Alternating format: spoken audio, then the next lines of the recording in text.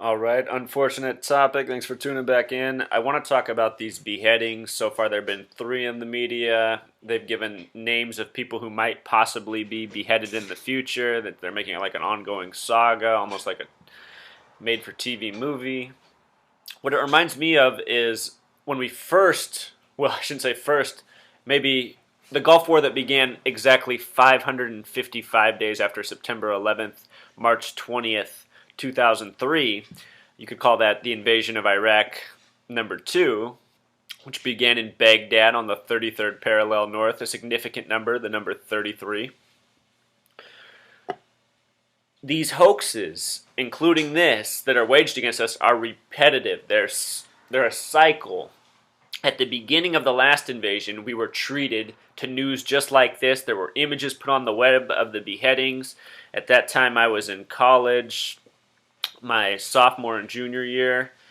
And I remember these videos being out on the web and my peers watching them. And I had one peer who actually got me to watch one of the videos, and it was the worst thing I've ever seen. To date, still the worst thing I've ever seen. Just gave me the chills. Still gives me the chills.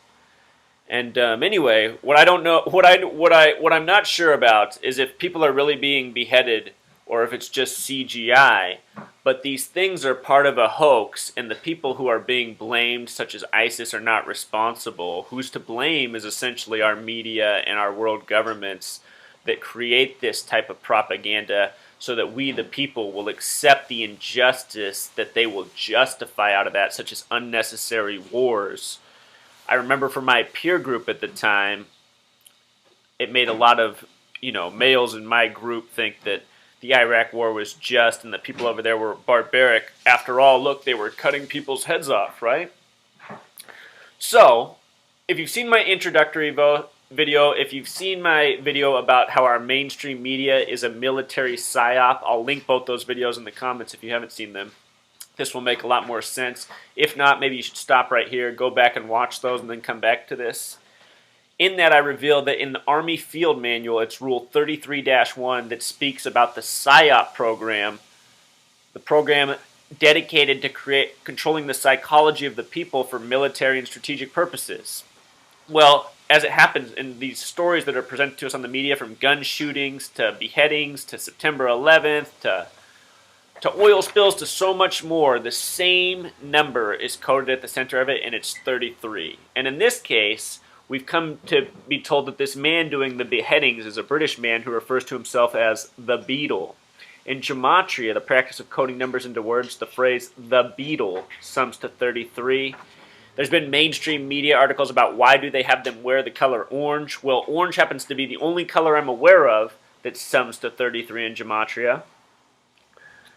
And the first story of the beheading, it said the prisoner was captured on November 22nd. 11 plus 22 sums to 33. That's the date JFK was assassinated in history. It's also the first day of Sagittarius, a very significant number. Let me show you why.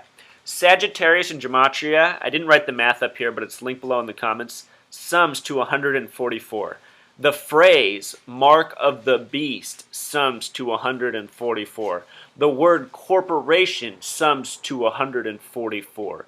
It might all seem like a coincidence, but if you go to the Bible and look at Revelation 7:4, that's where the number 144,000 is referenced in terms of the uniting of nations of tribes of Israel, signifying this power. On the Mayan calendar, a Baktun happens to be 144,000 days.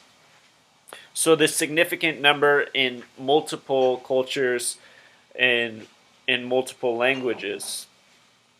And that 7:4, Revelation 7:4, of course, corresponds with this nation's birthday, gematria, which I teach about. These following words all sum to 74. English, gematria, Jesus, the English translation of Jesus, Joshua, cross, Lucifer, occult, more, but very significant numbers, especially in this nation where the birthday is the 4th of July.